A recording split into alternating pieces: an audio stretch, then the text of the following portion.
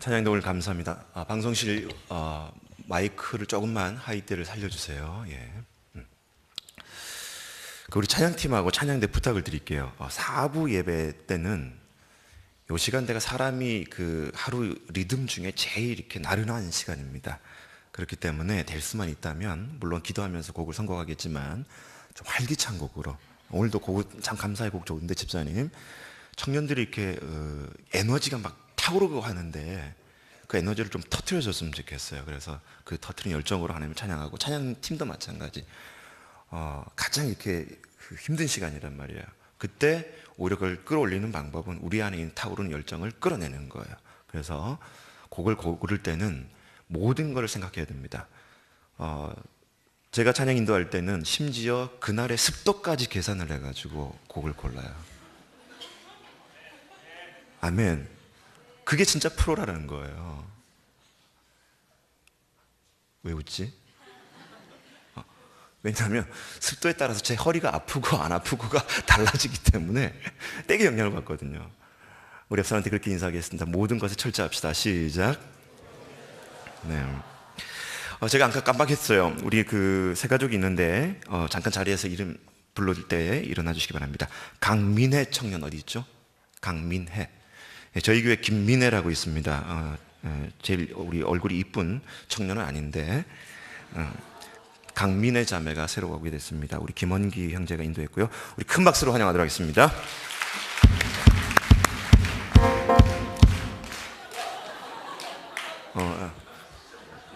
괜찮아요. 네. 난 갑자기 어디서 굿하는 줄 알았어요. 쿵쿵쿵거리게. 괜찮아.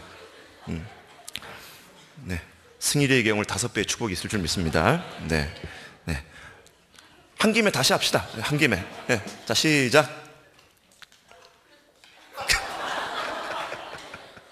네. 우리 승희한테 다시 한번 격려의 박수. 축복합니다. 주님의 이름으로 축복합니다. 축복합니다. 주님의 사랑. 우리 처음 오신 분을 향해서 축복합니다. 축복합니다. 주님의 이름으로 축복합니다. 주님의 사랑. 우리 옆 사람을 향해서 다 불리지.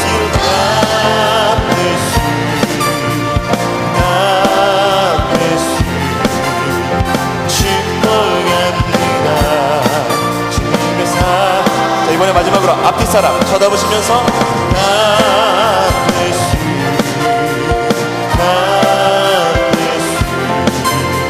축복합니다. 주님의 사랑으로.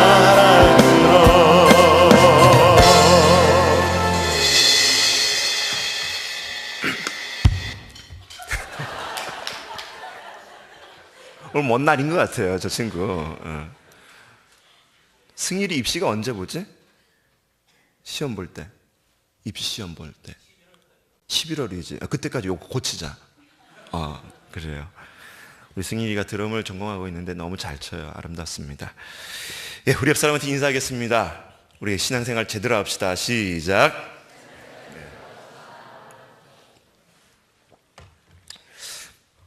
일본의 메이지 대학교의 사이토 타카시라는 교수가 세계를 움직이는 힘이라는 책을 썼습니다. 그 책을 읽다 보면은 세계를 움직이는 힘에 5가지가 있는데 그 중에 첫 번째가 뭐냐면 인간의 욕망이라는 거예요. 그래서 인간의 욕망에 따라서 그 삶이 춤추게 된다라고 얘기를 하게 되면서 아무리 이성이 있는 사람이라 할지라도 욕망에 뒤집히는 순간 그 욕망에 끌려다니게 되는 것이 인생이라고 비유를 했습니다. 그래서 여러분 가만히 보다 보면 저는 잘 보지 않지만은 우리 여성들 보다 보면 TV 홈쇼핑을 보다 보면 분명히 집에 있는 물건이에요. 상품이에요. 근데 왠지 모르게 TV 홈쇼핑을 보고 나면은 자기도 모르게 그 상품을 사고자 하는 욕구가 일어나지 않습니까? 그잖아요. 그러니까 홈쇼핑도 그렇고 TV 광고도 그렇고 사람들로 하여금 필요치 않은 것을 필요한 것처럼 착각하게 하게 만드는 그런 전략을 가지고 광고와 홈쇼핑에서 나오게 된다는 것이죠. 그걸 아주 기발하게 잘 활용했던 사람이 누구냐면 이제 돌아가셨지만 스티브 잡스라는 사람이라는 거예요. 스티브 잡스는 사람이 무엇을 필요로 원하는지 들어주는 사람이 아니라 이 스티브 잡스의 독특한 전략이 뭐냐면 사람에게 무엇이 필요한지를 가르쳐주는 역할을 했던 사람이 바로 잡스라는 사람이었다는 거예요. 여러분 가만히 생각해 보십시오. 인간의 욕망. 우린 과연 욕망에 끌려다니고 있는 그런 삶은 아닌지. 그런데 여러분 기독교의 사상가 중에 말콤 리치라는 사람이 있습니다.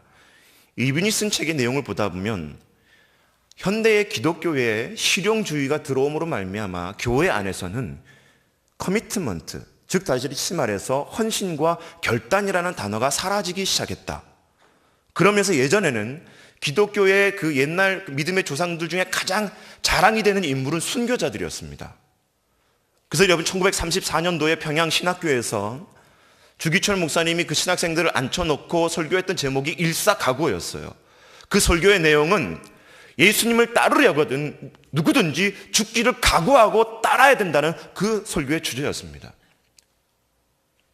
그런데 시간이 흘러가게 되면서 오늘 현대의 기독교의 수많은 간증자의 내용을 들어보다 보면 순교하는 자신을 자랑하는 것이 아니라 예수님을 믿고 나서 받은 복을 자랑하는 내용들이 너무나 많이 있더라는 거예요. 예수님을 믿고 나서 뭘 자랑하겠습니까? 라고 물어보면 대부분의 사람들이 한결같이 예수 믿고 났더니 내가 건강해지고 내가 물질의 복도 받게 되고 내가 믿고 났더니 결혼도 잘하게 되고 좋은 직장도 얻고 그 직장에서 승승장구하게 되고 이런 복들을 간증하는 내용들이 너무나 많더라는 거예요.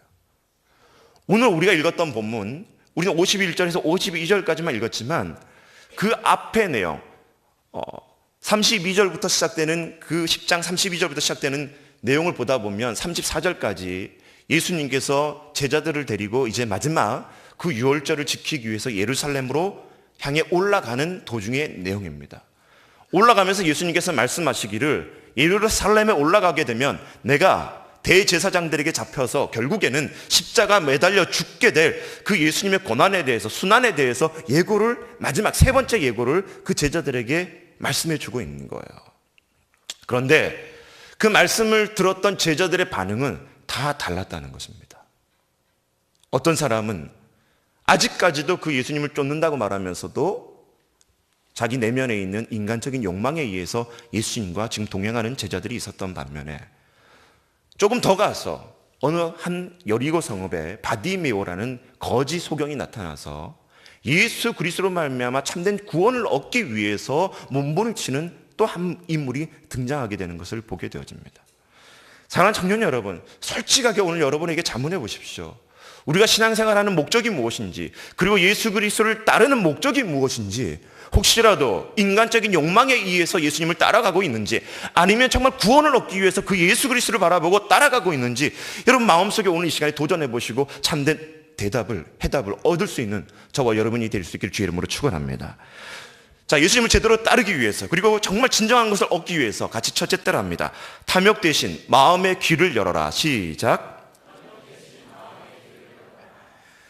여러분 조선 땅에 복음이 처음 들어오게 됐을 때에 많은 사람들이 예수님을 영접하게 되어집니다. 복음을 믿고 예수님을 영접하게 된 두 가지 케이스가 대표적이었는데 첫 번째가 뭐냐면 사회개혁이었어요. 조선이 일제강점기에 들어가게 되면서 더 이상 이 나라 이 민족에 소망이 없다, 이들은 안 되겠다, 그러면서 한결같이 하나의 희망을 갖고 있었던 게 뭐냐면 바로 복음이었다는 거예요. 이 복음이 들어오게 되면 가정이 변하게 되어지게 되고, 지역이 변화되어지게 되고, 사회가 변화되어지면서, 민족이 변화되어지게 되면서 이 일제강점기를 벗어날 수 있다는 한결같은 한 가지 소망을 갖고 사회의 엘리트층이 복음을 받아들이게 돼요. 그런데 대다수의 민중들은 예수를 믿으면, 복음을 알게 되고 영접하게 되면 구원을 얻는다는 그 마음으로 예수님을 따르게 되어집니다. 그런데 시간이 흘러가게 돼요. 그런데 언젠가부터 한국 교회 안에 이상한 핵심적인 메시지가 돌게 되어집니다. 그게 뭐냐면 교회에 나가면 아팠던 사람도 고침을 받게 되어지고, 교회에 나가면 결혼하지 못했던 청년들이 결혼도 하게 되어지고, 교회에 나가면 취업의 문이 닫혔던 청년들이 취업의 길도 열리게 되어지고, 교회 나가면 공부를 못했던 학생이 공부를 잘하게 된다는 이상한 그런 번영주의의 신학이 교회 안에 스며들기 시작했다는 거예요. 물론 틀린 말은 아닙니다. 그런데 여러분, 과연 교회가, 기독교가 그 번영 신학이 우리 성경의 핵심적인 메시지라는 거예요. 거냐는 거예요. 예를 들어서 만약에 청년이 여러분들이 교회에 나왔는데 아무것도 나아지는 게 없어요. 경제적으로도 계속 힘들고 몸도 아픈 사람이 계속 아프고 나이 35이 됐는데 아직까지도 결혼도 못하고 배우자도 못 찾고 있고 아직까지도 취업의 문도 열리지 않아서 그냥 백수로 계속해서 놀고 있고 그렇다 할지라도 과연 그렇다면 여러분 예수님을 버리겠냐는 거예요.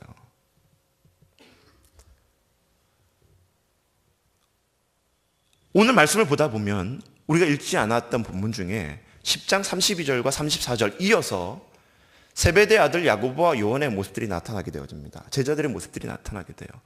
그 제자들의 모습을 보다 보면 예수님께서 마지막 이제 자신의 그 운명을 예고하게 되면서 예루살렘으로 들어간다라고 했을 때에 그 예수님을 가장 측근에서 따랐던 야고보와 요한이라는 제자가 뭐라고 말하냐면 예수님 예루살렘에 들어가시거들랑 한 자리, 그리고 이 로마의 그 정권에서부터 이 유대인들, 이스라엘 민족을 뒤엎어 버리게 됐을 때에 뭔가 하나의 왕국을 이루게 됐을 때에 예수님 오른편에 왼편에 그 자리를 우리 애들에게 주십시오.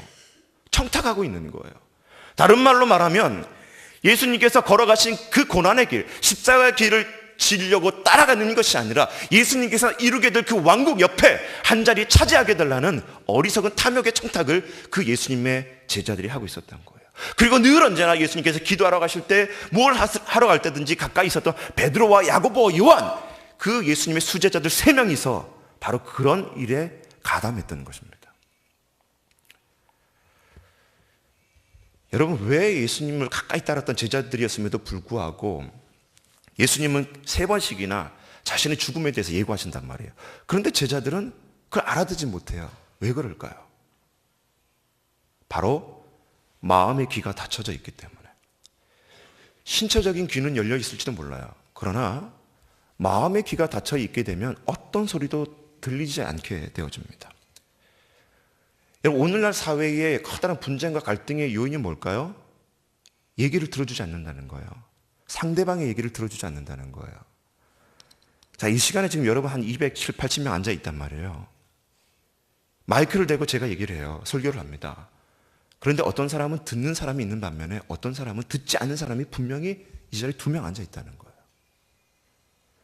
마음의 귀를 닫아놓고 들으려고 하지 않는 거예요. 너는 떠들어라. 나는 내가 갈 길은 마이웨이로 가겠다. 그런 인생으로 사는 사람들이 예수님의 제자들 중에서 있었다는 거예요. 그러니까 3년 동안 공생애동안 예수님을 따랐음에도 불구하고, 그리고 마지막 그 순환을 예고했음에도 불구하고 예수님이 가야 될 길은 십자가의 길이었는데 제자들이 알고자 했던 길을, 제자들이 추구했던 길은 바로 탐욕의 길이었다는 것입니다. 부모와 자녀들 사이에, 그 다음에 교회와 교인들 사이에, 목회자와 교인들 사이에, 대통령과 국민들 사이에, 그리고 여러분 수많은 인간관계 속에 왜 갈등과 왜 다툼이 벌어집니까? 바로 서로의 마음이 통하지 않기 때문에. 다 귀를 닫고 사는 거예요. 남의 얘기를 들어줄 생각을 안 합니다. 전혀 안 합니다. 오늘 아침에 기사를 잠깐 보다가 샌프란시스코의 지하철에서 한 객실에서 어느 한 남자가 총격을 승객에게 가하게 되어집니다. 분명히 내 옆자리에서 어떤 한 남자가 승객을 향해서 총격을 가하고 있는데 그 객실 안에 있었던 다른 사람들은 꿈쩍도 하지 않더라는 거예요. 왜 그들이 가만히 있었냐 봤더니 다들 스마트폰을 들고 이어폰을 귀에다 끼고 옆에서 뭔 일이 일어나는지 전혀 들으려고 하지 않는다는 거예요. 총을 쏘고 있음에도 불구하고 그 소리를 듣지 못하고 있는 거예요. 이 시대가 여러분 우리와 같은 시대라는 것입니다. 내 옆에는 엄청난 일이 벌어지고 있고 내 앞에는 엄청난 말씀이 쏟아지고 있음에도 불구하고 마음의 귀를 닫아놓고 들으려고 하지 않는 사람들, 어쩌면은 예수님의 제자들과 같은 모습이라는 거예요. 예수님이 그렇게 많은 것들을 얘기하고 메시아 되신 예수가 가야 될 길을 말씀했음에도 불구하고 듣지 않으려는 그 제자들, 결국 예수님께서 부활하시기 전까지는 그 예수에 대해서 제대로 이해하지 못했던 제자들의 어리석음이 존재하고 있었다는 것입니다. 여러분, 들으려는 훈련을 잘할 수 있기를 주 이름으로 축원합니다. 여러분 길을 보세요. 길은 하나입니다. 그런데 그 길은 오가는 방향이 두 갈래예요. 저쪽에서 내가 있는 쪽으로 오는 길과 내가 저쪽을 향해서 가는 길, 방향이 두 가지라는 거예요. 듣는 것도 마찬가지입니다. 우리는 늘 언제나 이 듣는 방향이 잘못됐다는 거예요. 바깥에서 내 안으로 들어오는 듣는 소리를 여러분 귀 기울여 들으십시오. 하나님께서 나에게 내 마음속에 말씀하시는, 내 마음속에 여러분 들려주시는 그 음성을 듣기 위해서 귀 기울이셔야 돼요. 그런데 늘 우리는 듣는 귀의 방향이 내 안에 내면에서 올라오는 소리를 들려가다 보니까 바깥에서 주님이 나에게 들려주는 그 음성을 듣지 못하는 경우가 얼마나 많냐는 거예요. 설교를 들어도 내 안에서 울려 퍼지는 내면의 소리는 귀 기울일 망정 들려지는 하나님의 음성을 듣지 못하는 여러분, 그런 귀가 되지 않기를 주의 이름으로 축원합니다. 여러분, 말씀에 귀를 기울이십시오. 1년 52주 지나면서 여러분 가슴 속에 남는 설교가 과연 몇 편이나 있습니까? 사랑하는 청년 여러분, 탐욕을 버리고 내 안에 일어나고 있는 내면의 소리를 벗어버리고 밖에서 들려오는 주님의 음성 앞에 귀 기울이고 반응할 수 있는 저와 여러분이 될 수 있기를 주의 이름으로 축원합니다. 두 번째로 정말 주님을 따르기 위해서는 같이 따라갑시다. 열정으로 마음의 눈을 열어라. 시작. 오늘 우리가 읽었던 본문 중에 보다 보면 그 앞에 예수님께서 제자들과 함께 여리고를 들렸다가 여리고에서 이제 그 마을을 통과해서 나오게 되는 대목이에요. 그 마을을 빠져나오려고 했을 때에 그 마을에는 태어나면서부터 거지로 살고 앞을 보지 못하는 소경 바디메오가 있었습니다. 이 바디메오가 가만히 앉아서 듣다 보니까 저쪽 나사렛 목수 출신의 예수란 양반이 수많은 병자를 고친다는 소문이 들리기 시작하는 거예요. 손만 대면 혈루증이 났고, 일어서라 그러면 중풍병자가 벌떡 일어서게 되고, 눈먼 자가 보게 되고, 귀먹은 자가 듣게 되고, 많은 일들이 일어나게 되는 것을 소문으로 이 소경 바디메오가 듣게 됩니다. 근데 때마침 그 양반이 내 앞에서 지나가게 되면 나도 그렇게 고침을 받을 수 있을까, 이렇게 기대하고 설레이고 언젠가는 그 양반이 내 앞에 지나가기를 원하고 있었는데, 때마침 그 예수가 이 여리고성을 지나서 자기 앞으로 지나가게 된다는 소리를 마을 사람들 통해서 듣기 시작하는 거예요. 소경 바디메오, 앞을 보지 못하고 아무것도 할 수 없었던 인물이었기 때문에 거지였습니다. 그 거지가 많은 사람들이 운집해 있는 그 사이로 다윗의 자손 예수여, 나를 불쌍히 여겨주소서. 다윗의 자손 예수여, 나를 불쌍히 여겨주소서. 어느 누구도 바디메오가 가까이 다가오는 것을 원치 않았습니다. 왜? 거지였기 때문에. 너무나 천박한 신분이었기 때문에 그 바디메오가 나온 것을 달가워하지 않았어요. 많은 사람들이 그를 꾸짖습니다. 이렇게 모여있는 제자들과 운집해 있는 사람들이 예수님의 말씀을 듣고 있는데 너가 왜 그렇게 시끄럽게 구느냐, 그 바디메오를 향해서 꾸짖습니다. 그랬을 때 예수님께서 그 상황을 보시고 그 거지 바디메오를 가까이 다가오게 길을 열어주시게 되어집니다. 여러분, 거지 바디메오 한번 입장 바꿔놓고 생각해 보십시오. 여러분이 앞을 보지 못하고 평생 동안 거지와 같은 신분으로 지금까지 이 자리에 앉아서 있다고 생각해 보십시오. 그리고 그분이 지나갈 때 그분이 여러분을 만나 주시기만 하면 눈이 띄어질 수가 있고 고침을 받을 수가 있고 그런 상황이 나에게 주어질 수 있다는 걸 알고 있을 때 과연 그 사람이 지나가고 있을 때 여러분 가만히 있을 사람이 과연 누가 있겠습니까? 바디메오는 미친 듯이 그 예수를 향해서 소리를 질렀던 거예요. 다윗의 자손 예수여, 나를 불쌍히 여겨달라고, 나 좀 도와달라고. 왜? 바디메오는 하루를 살더라도 내일이 없었습니다. 늘 거지와 같은 모습, 앞을 보지 못하는 그 인생 가지고 미래가 없었던 인물이에요. 그런데 여러분, 오늘 이 자리에 앉아있는 저와 여러분들 가운데 이 소경 바디메오와 같이 영적인 거지와 같은 신분으로 살고 있지 않습니까? 교회를 드나들고 있음에도 불구하고 내일이 없는 청년들, 예수를 믿는다고 말하면서도 미래가 전혀 없는 청년들, 예수를 믿는다고 말하면서도 기쁨이 없고 생명이 없고 늘 언제나 불안과 초조와 염려 때문에 불평과 원망과 내 마음속에 미움만 들끓고 있는 청년들, 영적 소경 바디메오라는 것입니다.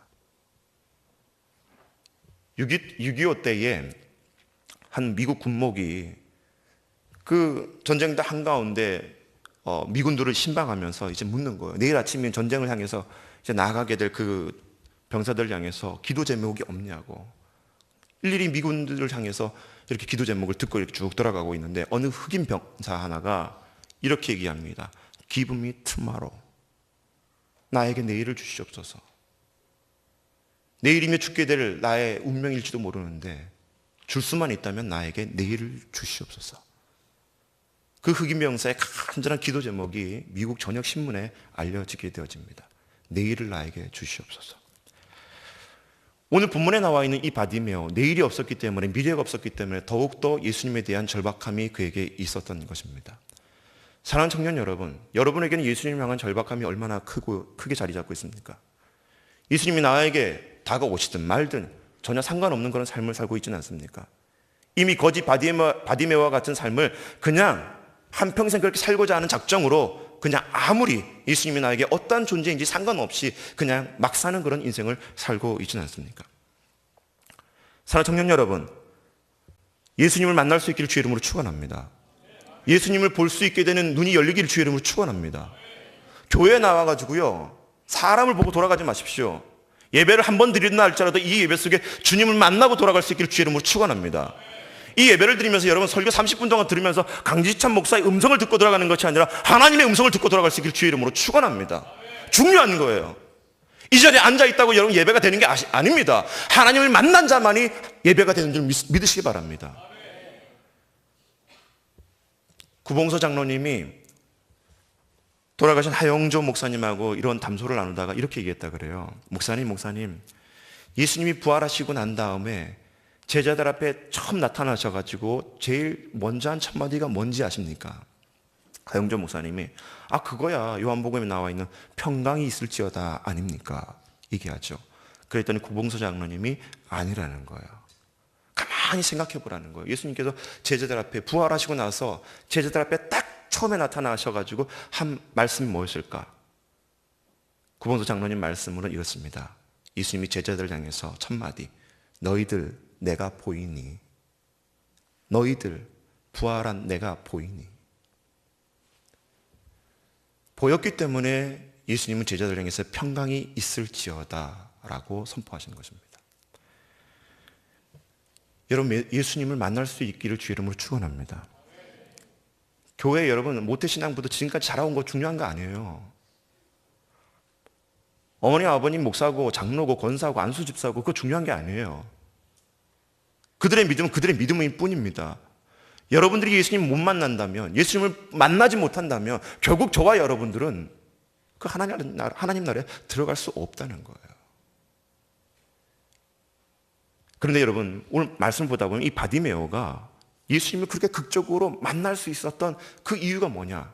첫 번째로는 여러분, 이 바디메오는 예수님에 대해서 분명한 확신을 갖고 있었다는 거예요. 뭐에 대한 확신이었냐? 다윗의 자손인 예수요. 이 말은 다윗의 자손, 구약에서 예언되어져 있는 다윗의 자손 가운데 메시아가 올 것이라는 그 구약의 성경 말씀을 누구보다도 확신하고 있었던 인물이 바로 바디메오였다는 거예요.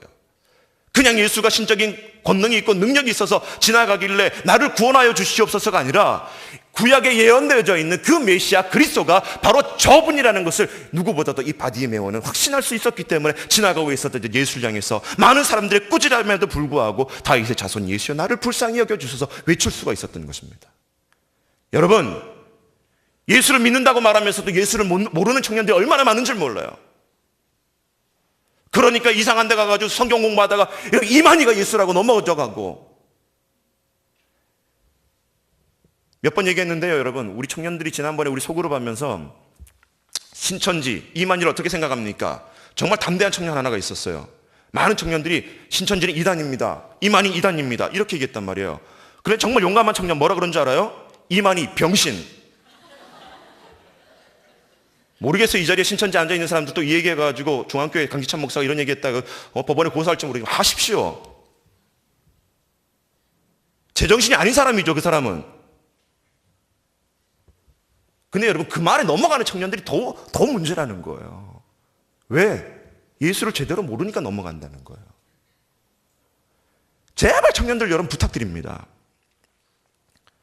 교회에서 여러분 얼마나 많은 우리 양육 프로그램이 있어요. 훈련 프로그램이 있어요. 구약의 맥지기, 신약의 맥지기, 성경을 가르치고 있는 모임, 성장반, 제자훈련, 사역훈련까지 말씀을 가르치고 예수가 누구인지를 정확하게 가르쳐주는 이고 있는 그 모임 가운데 있음에도 불구하고 하려고 하지 않아요. 그럼에도 불구하고 예수가 누구인지에 대해서 자신 있게 모르면서 교회는 열심히 왔다 갔다 하고 일은 많이 하고 있고, 그러다가 여러분 누가 상처 주는 말이 되어지면 그냥 삐져가지고 안 나와버리고 자기 멋대로 그냥 돌발 행위하고, 그건 예수를 모르는 청년들의 모습이라는 거예요. 예수를 제대로 아는 우리 청년부가 되기를 주의 이름으로 축원합니다. 그게 첫 번째 이유였어요. 그리고 두 번째는 이 바디메오가, 여러분 상황을 잘 보십시오. 많은 사람들이 그 바디메오를 향해서 꾸짖습니다. 왜 시끄럽게 구냐고. 그랬을 때에 이 바디메오는 다윗의 자손이여 나를 불쌍히 여겨주소서, 이 간구를 예수님 앞에서 무려 3번이나 간구하게 되어집니다. 여러분, 고침받고자 하는 그 열정, 믿음의 열정, 예수님을 향한 그 바디메오의 열정, 저와 여러분에게는 있냐는 거예요. 서부 개척 시대에 어떤 사람이 금을 한창 캐다가 한평생 캤음에도 불구하고 금광맥을 찾지 못합니다. 그런데 이제 포기하게 돼버려요. 그래서 그 노년을 그냥 허무하게 마치게 되어지는데, 2년 있다가 신문 기사를 보다 보니까 자기가 팠던 그 금광에서 엄청난 금맥이 발견됐는데, 나중에 알고 보니까 자기가 곡괭이를 가지고 팠던 그 장소에서 2m밖에 떨어지지 않은 곳에서 금맥이 발견되어 버렸던 거예요. 얼마나 허무합니까?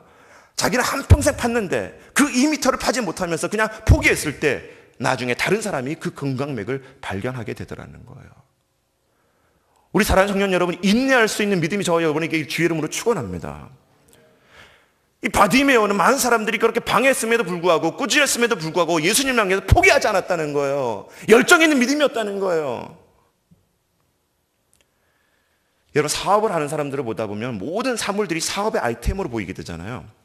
얼마 전에 기사를 보다 보니까 중국에서 기발한 사업의 아이템이 나왔는데, 그게 뭐냐면 중국의 공기가 너무나 탁하지 않습니까?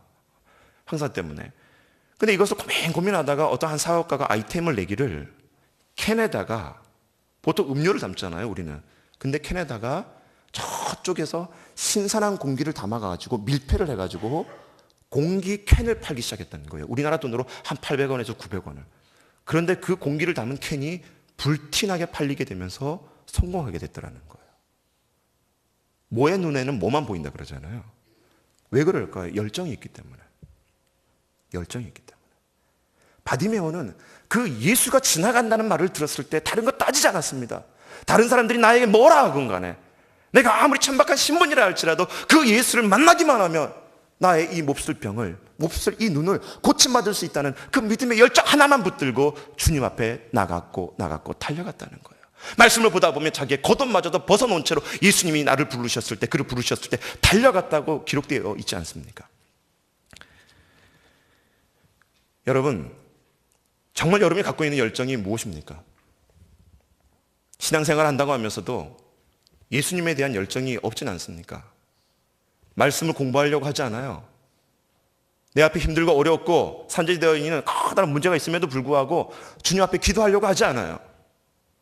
내가 그리스도인으로서, 제자로서, 하나님의 백성으로서 해야 될 분명한 생활이 있습니다. 그런데 그 생활을 감당하려고 하는 열정이 우리들 안에 없습니다. 죽어있는 믿음인 것이죠. 여러분, 주님을 향한 열정이 회복될 수 있기를 주의 이름으로 축원합니다.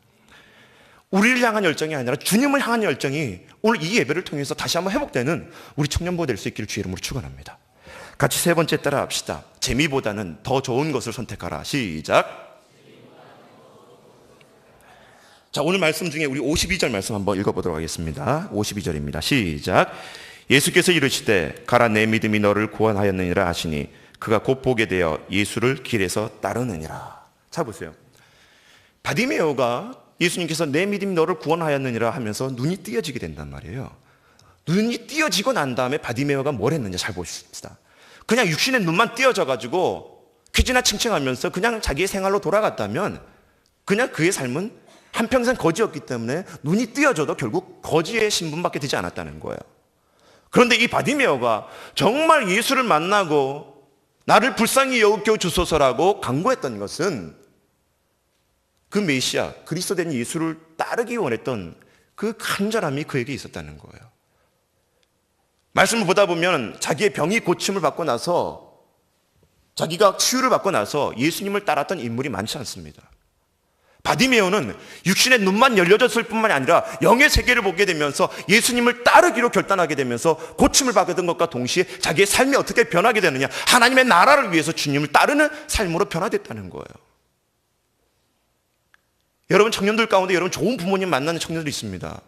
은혜 가운데 어떤 청년들이 정말 힘들게 어렵게 자라는 청년들이 있어요. 그런데 유복한 가정에서 태어난 청년들, 잘 생각해 보십시오.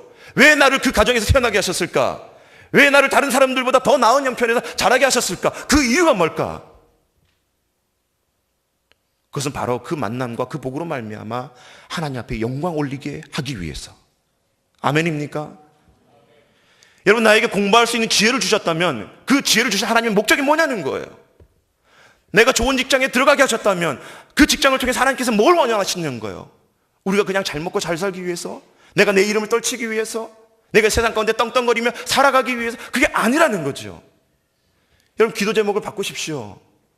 내가 잘 되기 위한 기도 제목이 아니라는 거예요. 그것을 통해서 하나님의 나라와 하나님의 영광을 구할 수 있는 저와 여러분의 기도 제목이 일어날 수 있기를 주의 이름으로 축원합니다. 우리에게 필요한 것이 얼마나 많아요. 건강이 필요하잖아요. 지식이 필요하잖아요. 직장이 필요하잖아요. 배우자가 필요하잖아요. 믿음의 가정이 필요하잖아요. 그런데 그 목적이 뭐냐는 거예요. 바디메오가 주님 앞에 고침을 받고 그의 삶은 주님을 따르는 인생으로 변화되어졌습니다.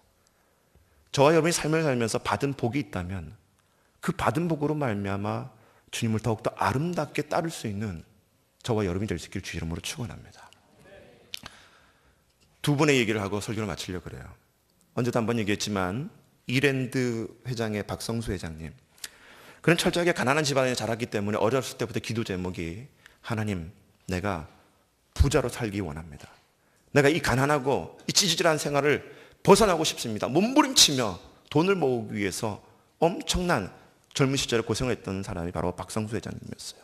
그런데 이분이 사랑의 교회 옥하는 목사님 만나고 제자훈련을 받기 시작합니다. 기도 제목이 바뀌기 시작합니다. 자기의 삶의 방향이 바뀌기 시작합니다. 그동안은 돈을 쫓아서 자기의 인생이 살아왔다면 이제는 그 돈을 가지고 하나님의 나라 사업을 하기 위한 기도 제목으로 바뀌기 시작하는 거예요. 하나님, 내가 돈을 벌기 원합니다. 그러나 이 돈을 통해서 하나님의 나라를 세우고 싶습니다. 두 번째 인물, 여러분, 우리가 고속도로를 가다 보면 휴게소에서 제일 많이 먹는 그 음식이 뭐죠? 토스트요? 일주일 내내 토스트 먹었는데 또 토스트 먹어요? 호두과자, 그렇지 않나요? 고속도로 휴게소를 가다 보면. 근데 여러분, 이 천안의 호두과자가 1934년도에 처음 우리나라에 이 호두과자가 나오게 됐는데, 이 호두과자를 만든 할머니가 천안의 성심교회의 신복순 할머니라는 분이에요. 어려서 가난해서 일찍 시집 가게 되고 그 남편이 할 수 있었던 것은 빵을 만드는 그 일밖에 못하다 보니까 남편이 빵을 만들게 되면서 이 남편의 일을 어떻게 도울까 고민하다가 천안에 호두가 유명하니까 이걸 가지고 뭘 할 수 있을까 고민하다가 얻었던 영감이 뭐냐면 그 빵 안에 그 팥앙금을 넣어가지고 맛있게 빵을 만들겠다 해서 만든 것이 바로 천안의 호두과자라는 거예요. 불티나게 팔리기 시작합니다. 기네스북까지 올랐어요. 이 호두과자가. 대단하지 않습니까? 그래서 어마어마한 돈을 얻게 되어지면서 이 신복순 권사님 기도 제목이 뭐였느냐? 하나님, 나에게 돈의 복을 주셨는데 이 복을 가지고 하나님의 몸된 교회를 내가 죽을 때까지 하나님 건축하는 일에 이 물질을 사용하기 원합니다.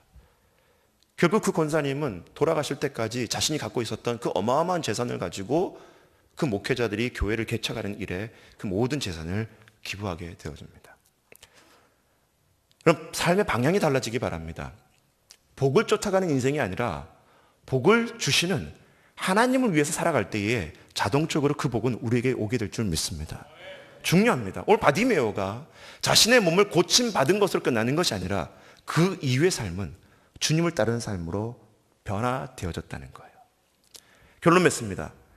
예수님의 12제자들 함께 예수님과 공생의 삶을 살았지만 예수님께서 마지막 그 예루살렘으로 올라가시기까지 그들 인간의 내면에 있었던 그 탐욕으로 말미암아 주님의 말씀을 제대로 듣지 못하는 마음의 귀가 닫혀져 있었던 제자들이 될 것인가, 아니면 정말 그 예수가, 정말 다윗의 자손 예수가 우리의 메시아 되시고 그리스도가 됨으로 말미암아 내가 고침을 받고 그 구원이 그에게서 나오고 그리고 구원 받은 다음에 그분을 따르면서 살아갈 것인가?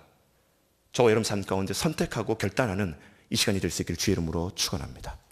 기도하겠습니다.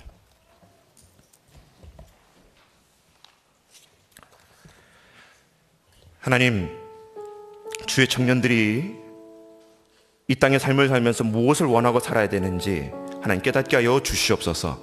세상의 수많은 사람들처럼 마음속에 있는 탐욕을 쫓음으로 말미암아 마음의 귀가 닫혀져서 들려지는 하나님의 음성을 듣지 못하는 그런 어리석은 삶을 살지 않게 하여 주시옵소서.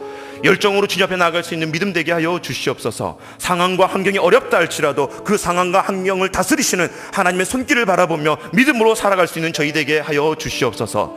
이 세상을 살면서 재미있고 유익한 것을 쫓는 인생이 되는 것이 아니라 주님을 따르고 제자된 삶을 따르고 하나님의 백성다운 삶을 선택할 수 있는 저희 청년들 되게 하여 주시옵소서. 감사드리고 예수님 이름으로 기도드립니다.